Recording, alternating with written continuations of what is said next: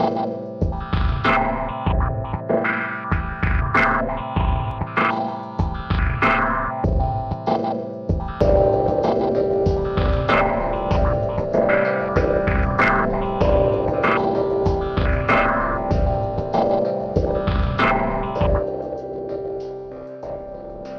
I go to the meetings for those in pain, I go in with the idea that we're all equals. I didn't know people who lived in chronic pain and still had a good life.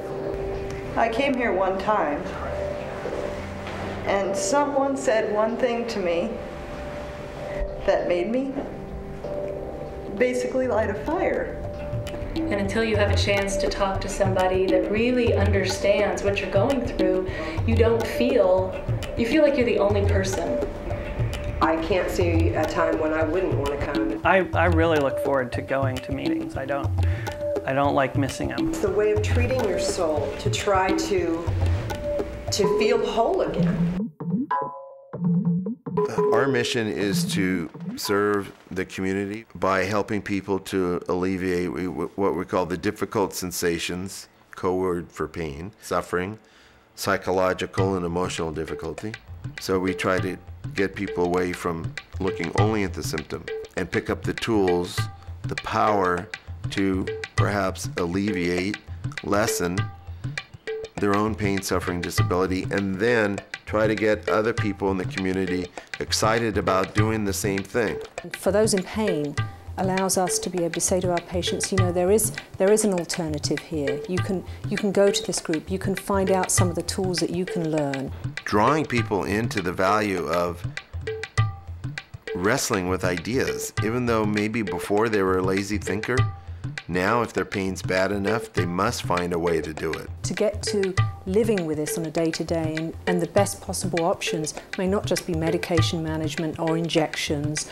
It's a whole complete approach, and that's what, for those in pain, does for our patients. It complements that approach.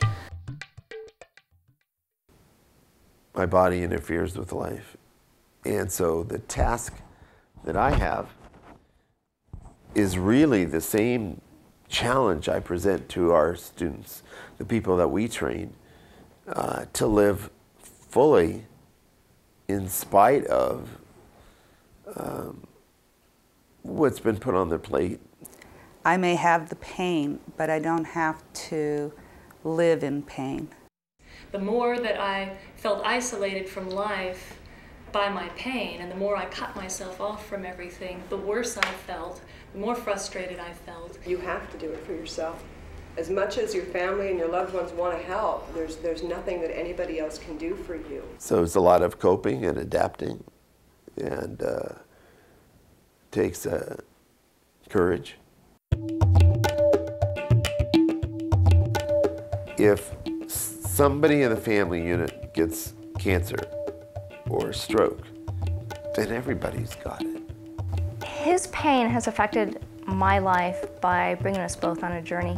They may have lost every dream that they ever had with their spouse. I can't feel his pain. I'm in his pain, but I'm not the one that's experiencing it. All of who you are is connected to relationships. Pain is just a word. He's hurting a lot, and that's what I needed to believe. Are you going to be able to keep your marriage? Are you going to be able to keep your child's respect of you? Are you going to be able to keep your job? So we begin to be forced to talk about the problem of pain to different people. I used to be afraid of pain, now I'm not. Beto is a very passionate man. He's very passionate about helping people. He has such a caring, innocent heart. When our patients meet him for the first time, they come away with, he sort of validated and he understood what I'm experiencing. He is an inspiration. It's through example that I get my strength.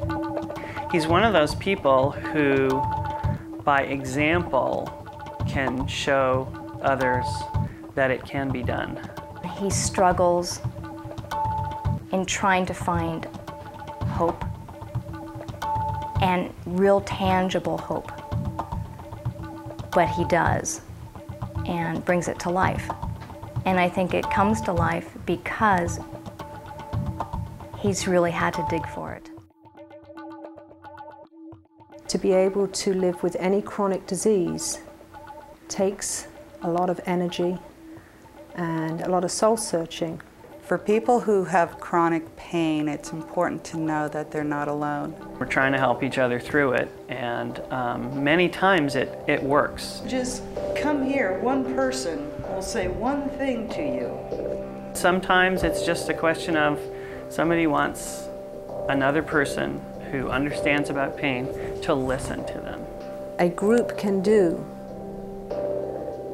far outweighs what we can do on a one-to-one basis. It's definitely time to get your life back, that there is life after chronic pain. The experience of pain, the feeling of pain, is not in and of itself a social affair. That's a very alone experience of aloneness.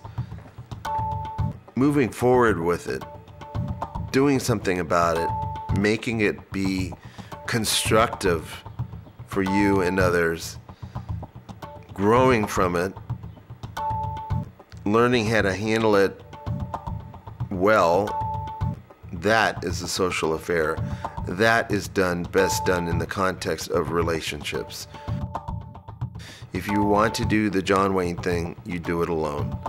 If you want to get a handle on chronic pain, you do it while you're talking and experiencing other people.